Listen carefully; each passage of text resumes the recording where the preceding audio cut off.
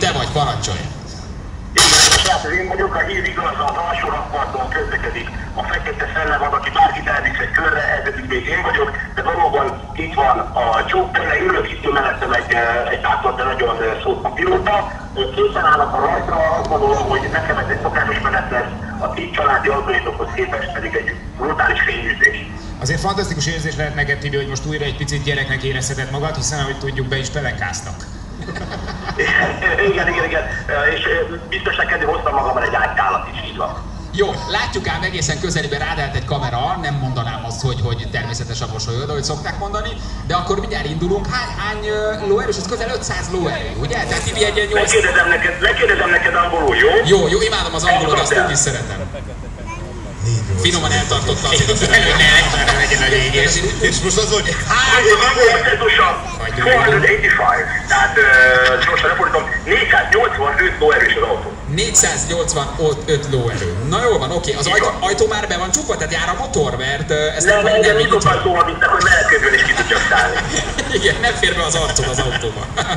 Ebben a pillanatban akkor most egy oldalúvá válik a kommunikáció, én felveszem a bukósisakot, amit állítólag csak az én kedvemért kellett szétvágni. Jó, és az a lényeg, Tibi, hogyha elindulsz, akkor onnantól kezdve csak te vagy, nyögéseket, hangokat, belőle kijövődő... Nem tudom, hogy mire készülsz, de ez nem egy ilyen perverz valami járat, ez egy sima autó. Jó, közvetítsél akkor mindent, jó?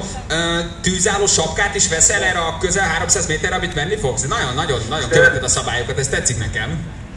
Én erről srácok, még fel vagyok készülve a tűzre, igen. Most az ölembe teszem a telefon, de kérlek Balázs, ne gondolj semmi rosszra, veszem föl a jó, látjuk, hogy mi történik, öltözzél nyugodtan, okay. Abszolút.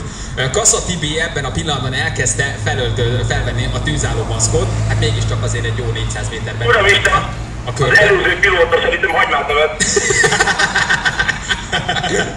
És ebben a pillanatban veszi föl a bukósisakot, és akkor utána elindul. Hát, hogy a bukósisak és a tűzálló sisak mögé még hogy rakja be majd a telefont, az már azért egy logisztikai kérdés lesz. Ezt ismerem, ezt az életérzést, hogy milyen, amikor rádadnak egy sapkát és nem tudod becsatolni, Tibi, hidd el, ezzel nem csak te vagy így egyedül. Tibinek megpróbálják rátenni a sisakot, közben pedig jobb kézzel még fogja a telefont, de szerintem már nem annyira hall minket. És a bal kezén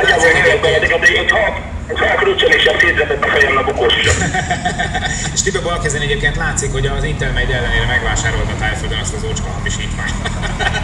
Mert mindig ennyire próbálom óvni az óráktól, mert pedig szóltál neki, hogy ne vegyen bóli órát. Na! Most már 2 dolog nem történik, egyrészt elhallják benneteket, másrészt meg is tényleg. Jó, Tibi, akkor innentől kezdve közvetítsél, ha ezt még hallottad, indul az autó, és akkor nézzük meg, hogy mit mondasz, milyen érzés, jó? Tibi, parancsolj! Szia, Tibi, hogy vagy? Na, jó is. 260-nál énekelnek egy kedvenc dalomból. Nagyon nem kell többé, nem kell másra. Úristen! Rébát nem is ettem. Most voltunk. Újra telik át, hogy jaj.